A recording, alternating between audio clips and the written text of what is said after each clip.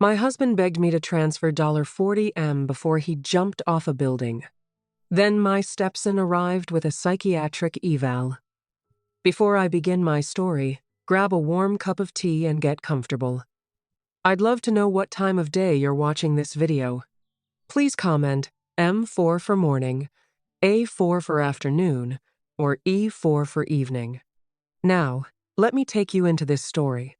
You ever notice how a crisis always wears the mask of a tragedy? I learned that the hard way. My name is Victoria Vance, and if you stay with me for the next few minutes, you will understand how a phone call at midnight turned into the last conversation my husband ever had with me. It was a Tuesday, the kind of silence that rings in your ears. I was sitting in our study, reviewing the quarterly reports for Vance Development, the $40 million real estate empire my husband Thomas and I had built from the dirt up. My phone buzzed. It was Thomas. He was at the downtown construction site for our biggest project yet, the Vance Tower. "Vic," he whispered. His voice was trembling. "I need you to do something. Right now." "Thomas, it's midnight. Where are you?" "Listen to me," he snapped, age of pure terror in his voice.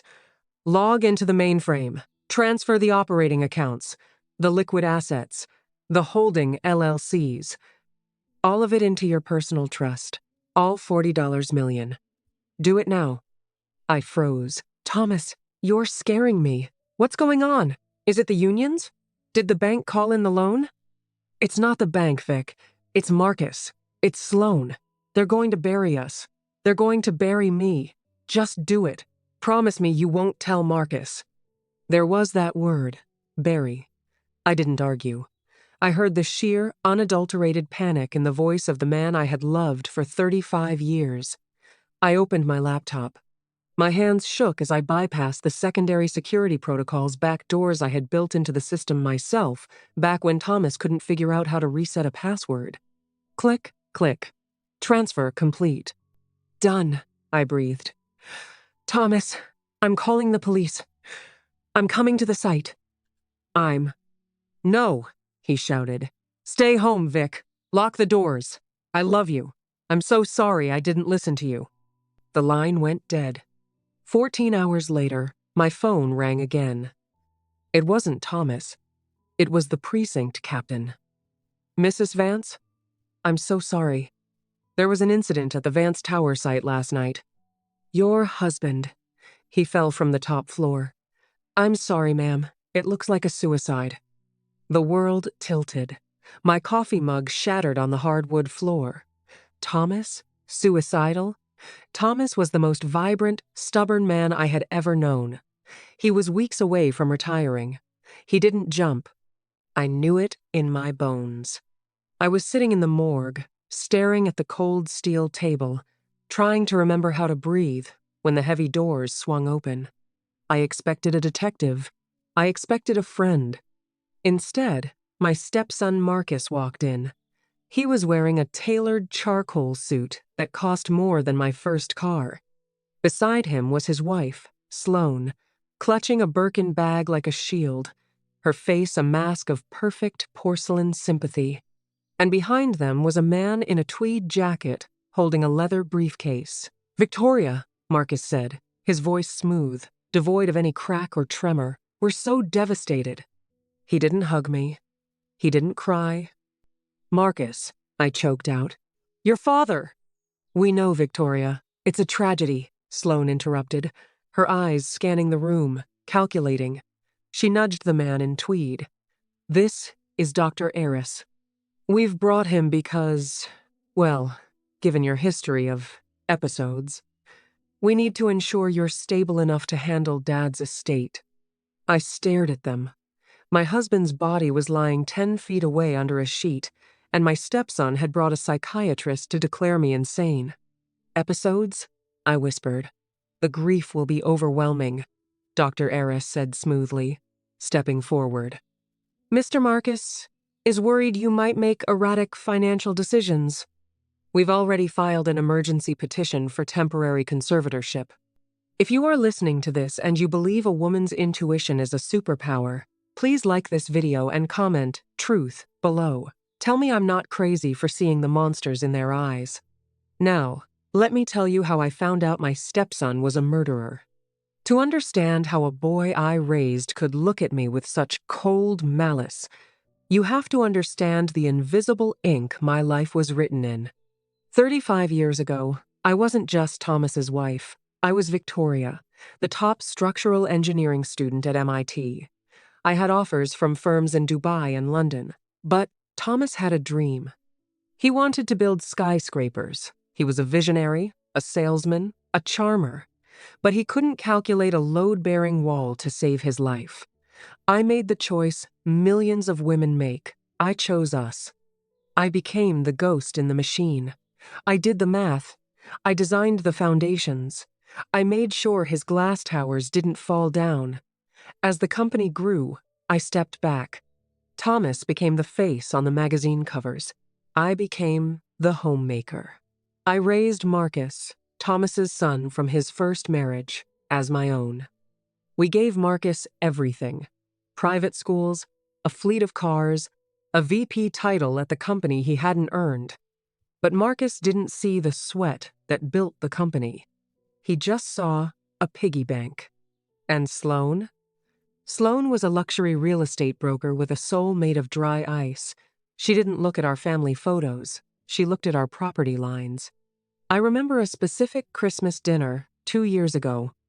I had spent 3 days cooking a beef Wellington. Sloane pushed it around her plate and looked at me with those flinty eyes. "You know, Victoria," she had purred, sipping her wine. "Marcus was telling me how you used to do the little math problems for the company in the early days. It's so cute that you helped out, like a hobby. But now that we're dealing with complex zoning laws, maybe it's time to let the professionals handle the heavy lifting. You're getting older. It must be exhausting." I looked at Thomas, waiting for him to defend me. He just sighed. "Let it go, Vic. She's just trying to help." But she wasn't trying to help. She was trying to erase me. The week before Thomas died, the house felt different. The air was heavy. Thomas started locking his study door. I would wake up at 3 a.m. and see the light bleeding from under the door. I heard him pacing. I heard him shouting into his phone. "You think I'm blind?" he had roared one night. "I see the invoices, Marcus. I see the steel grades. I will not let you kill people for a profit margin." I had hidden in the hallway, terrified. What steel grades? What invoices? The night he died, after the police called, I went into his study. I knew Thomas. He was sentimental, but he was also an engineer. He believed in redundancies. I went to his bookshelf and pulled out the copy of The Fountainhead he had read 100 times. Behind it, there was a small biometric safe. He had programmed it to my fingerprint years ago, just in case. It beeped green. Inside was a single red folder and a USB drive. I opened the folder. It was a set of blueprints for the Vance Tower, but they were redlined. The structural steel specified in my original designs had been swapped. They were using a cheaper, lower-grade alloy from an overseas supplier. I plugged the USB into my laptop. It was a spreadsheet. Marcus and Sloane had created 3 shell companies.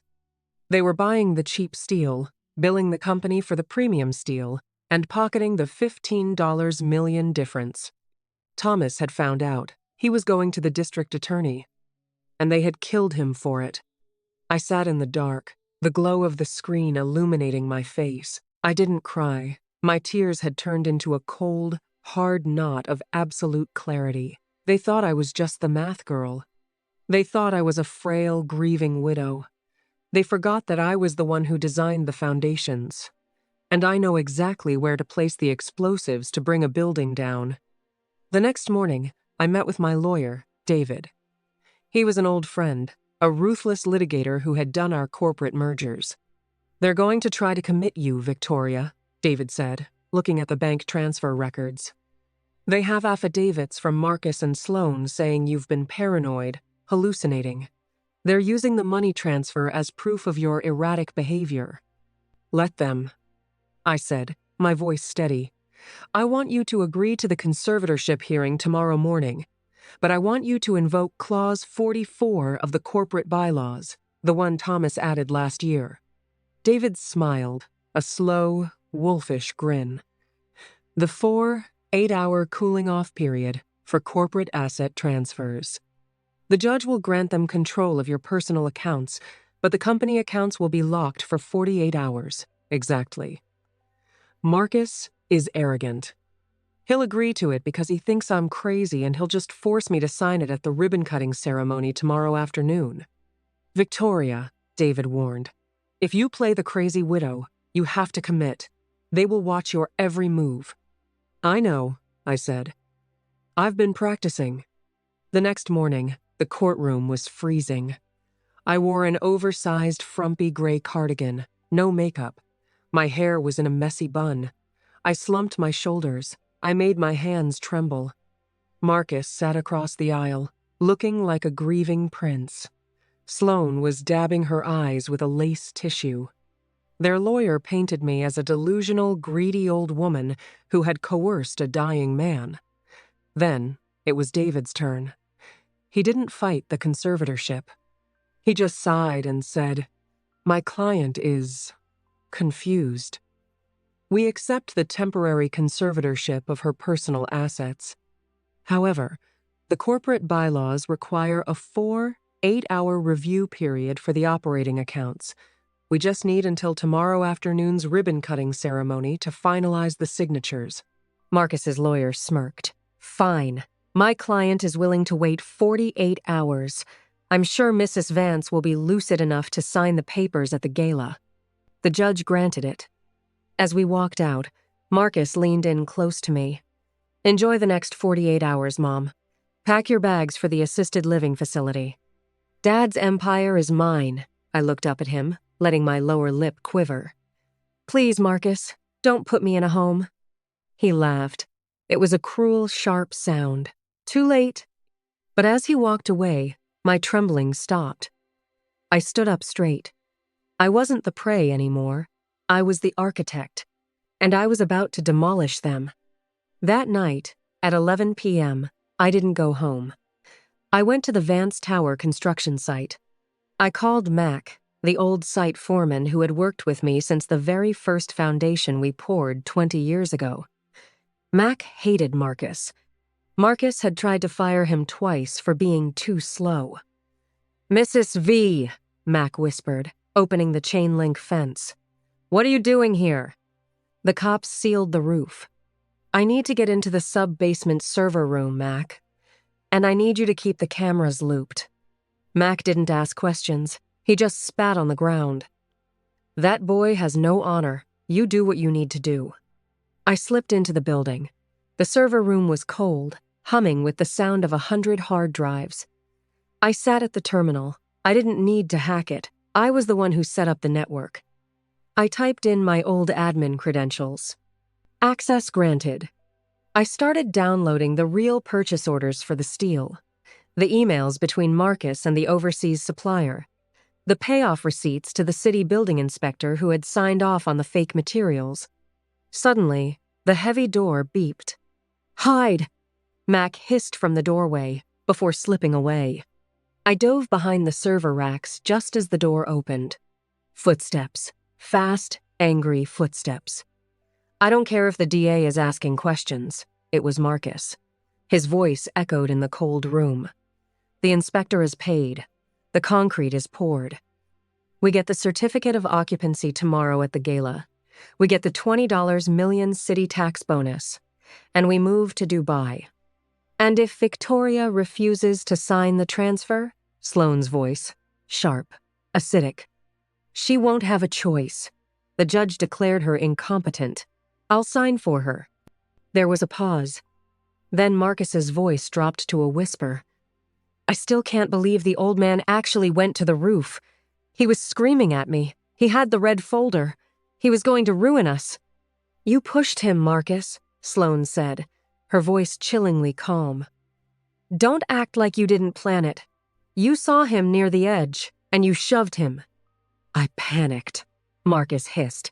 "He was going to prison, and he was taking me with him. I did it for us. I did it for our future." Just smile tomorrow, Sloane said. Once we have the money, we're ghosts. They turned and walked out. I sat in the dark, my knuckles white as I gripped the USB drive. I did it for us. I pulled out my phone and texted David. I have it. All of it. See you at the gala.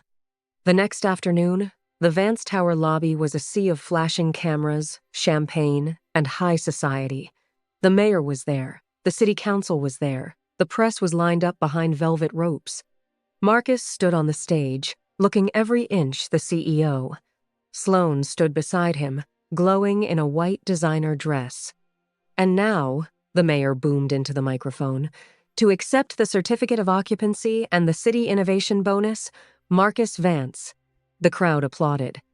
Marcus stepped up to the podium, a giant novelty check in his hand. He smiled, a perfect, white-toothed shark smile. Thank you, Marcus began. My father would be so proud.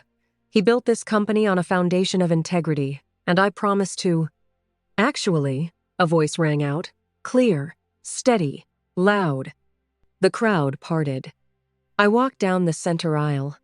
I wasn't wearing the frumpy gray cardigan. I was wearing a sharp, tailored crimson suit. My hair was blown out. My posture was perfect. I looked like the woman who had calculated the wind shear loads for the very building they were standing in. Marcus froze. His smile faltered. Victoria? What are you doing? You're having an episode. Security! 2 security guards stepped forward. David stepped out from the wings, flanked by 4 uniformed police officers and a man in a federal windbreaker. Stand down, David commanded. Mrs. Vance is the majority shareholder of this company, and she has the floor. I walked up the steps to the stage. I took the microphone from a stunned Marcus. My stepson says this building is a foundation of integrity, I said, my voice echoing through the massive lobby. But as the original structural engineer of Vance Development, I can tell you that this building is a death trap. I nodded to David. He plugged his laptop into the massive presentation screen behind the stage. The screen flared to life. It didn't show the company logo. It showed the red-lined blueprints. Then, it showed the bank transfers. $15 million siphoned into Marcus's offshore accounts. Then, the emails proving the steal was substandard. The crowd gasped. The mayor took a step back from Marcus. She's crazy, Marcus screamed, lunging for the mic. She's hallucinating. She killed my father. I didn't kill your father, Marcus, I said, dodging his grasp. But you did. I clicked the remote in my hand. The audio filled the lobby.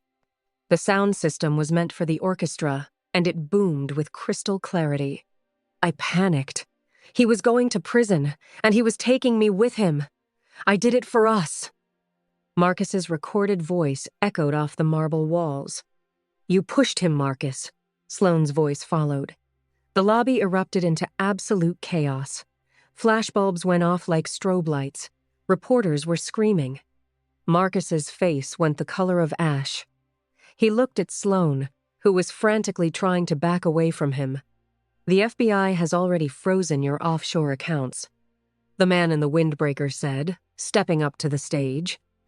Marcus Vance, Sloane Vance, you are under arrest for embezzlement, fraud, and the murder of Thomas Vance. The officers moved in. Get off me, Sloane shrieked, swatting at the officer. He did it! Marcus pushed him! I told him not to! You bitch! Marcus roared, lunging at her. The officers had to tackle him to the ground, cuffing his hands behind his back.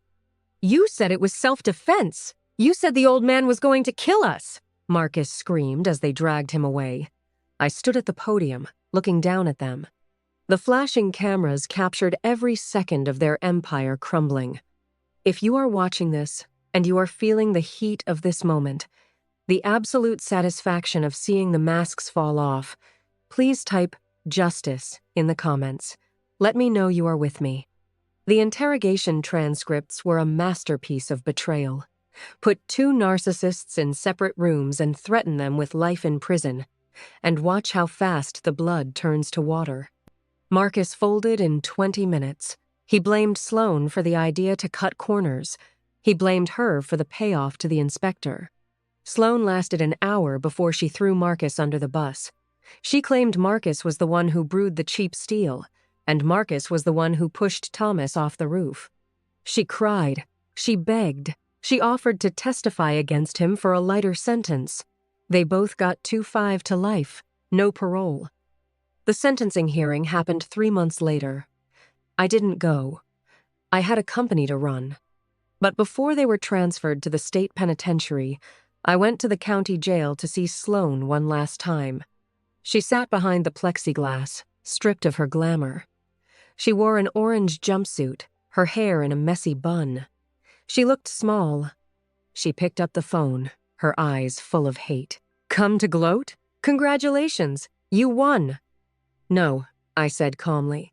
"I came to give you a structural assessment." She frowned. "What?" "You spent years trying to find the weak points in my marriage, in my company, in my mind," I said, leaning close to the glass. "But you forgot one thing, Sloane. I'm a structural engineer. I know how to find the weak points in everything." Her eyes widened. "I didn't just give the FBI the embezzlement records," I continued. "I gave them the environmental reports. The cheap steel Marcus bought, it was leaching toxins into the soil. The EPA is seizing the rest of your personal assets to pay for the cleanup. You don't just owe the company money, Sloane. You owe the city millions. You'll be paying them pennies in the prison laundry for the rest of your life." She slammed her hand against the glass. "You bitch!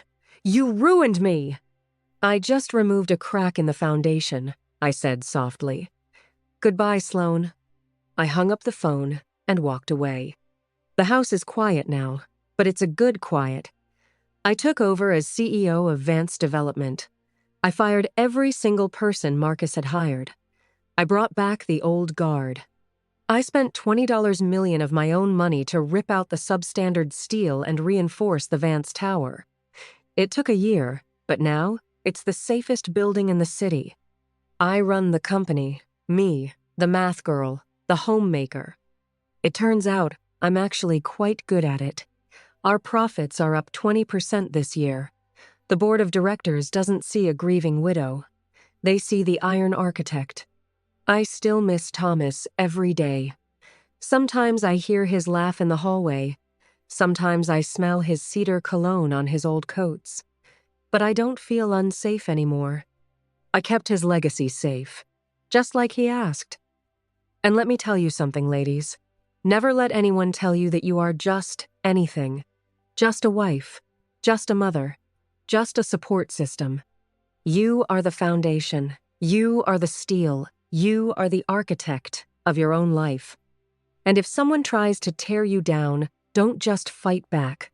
Redline their blueprints and watch their whole world collapse.